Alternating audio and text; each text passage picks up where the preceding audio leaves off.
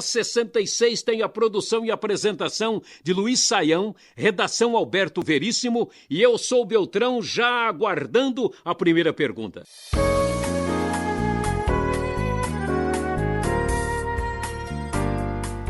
Depois da sua exposição, sua breve exposição, e aproveitando que antes que caiam as águas, as chuvas venham, eu tenho um dilúvio de perguntas aqui para você. E eu acho que o nosso ouvinte que está nos acompanhando também gostaria de parar agora o seu radinho para entrar com algumas perguntas para depois seguirmos em frente.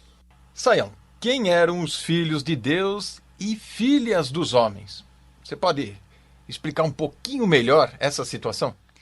Bom, Alberto, eu estou me preparando aqui com guarda-chuva, com a minha capa, porque as muitas águas vão chegar e vão rolar mesmo. Eu vou de galocha hoje. É isso aí, mas olha, essa pergunta é muito importante, muito certamente especial, porque muitas são as pessoas que leem o texto e não conseguem entender.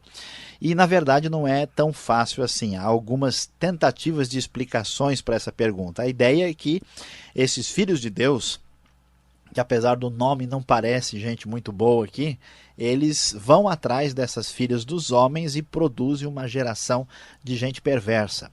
Alguns estudiosos, por causa daquilo que a gente já estudou lá no caso de Caim e de Sete, acreditam que talvez esses filhos de Deus seriam a geração de Caim que se juntou com a geração dos filhos de Sete, e houve uma espécie de mistura entre aqueles que serviam a Deus e os que não serviam. Isso trouxe então uma decadência, uma corrupção geral e completa. Mas essa ideia não parece ser a melhor, porque até sugere que só havia moças bonitas somente, né, na geração de Caim, e o texto não sugere nada disso. Outra possibilidade, que é meio estranha e esquisita, algumas pessoas acham que os filhos de Deus seriam anjos, porque essa expressão tem esse sentido, por exemplo, no livro de Jó. Mas a pergunta é como é que anjo se junta, né, com mulheres e tem filhos? O próprio Jesus disse, né? É muito difícil isso. Então quem defende essa ideia ainda acha que talvez seriam anjos no sentido de espíritos maus que teriam possuído pessoas e causado isso. Mas mesmo que esses anjos maus possam estar por trás dessa história toda, essa ideia ela encontra várias dificuldades e barreiras.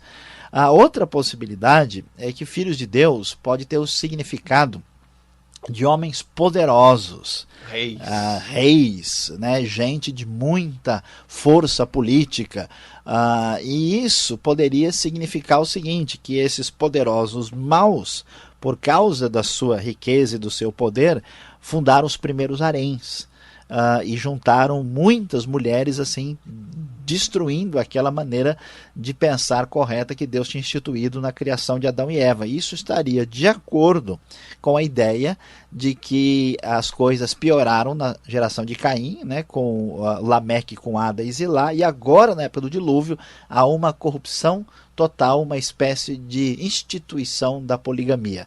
Essa ideia parece ser bastante razoável e eu diria que é a minha sugestão para entender esse texto. O certo é que não podemos explorar muito aquilo que o texto não diz.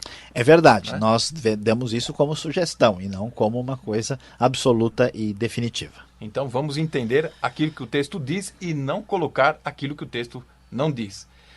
Já que estamos falando nesses poderosos, os nefilins, gigantes.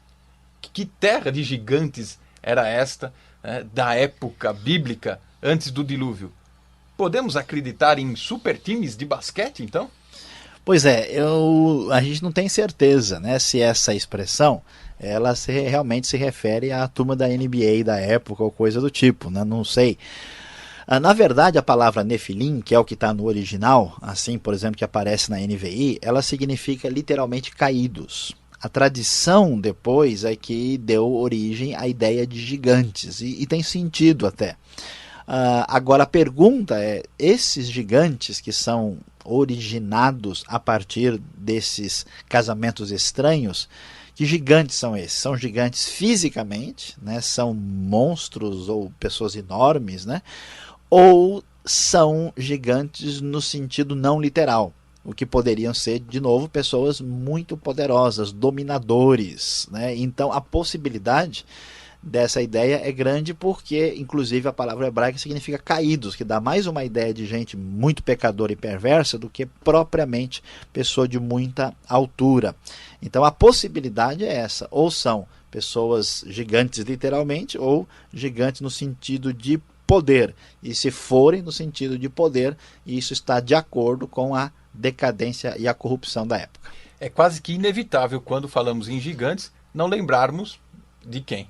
Do grande Golias, né? Exatamente. Então as pessoas começam a ter essa tendência de pensar em gigantes como um Golias que Davi teve que enfrentar. Isso é um capítulo à parte, vamos falar lá para frente, mas não podemos fazer essa associação, né? Não, nesse caso não é possível, não. São totalmente independentes e distantes os relatos. Tá bom, então vamos...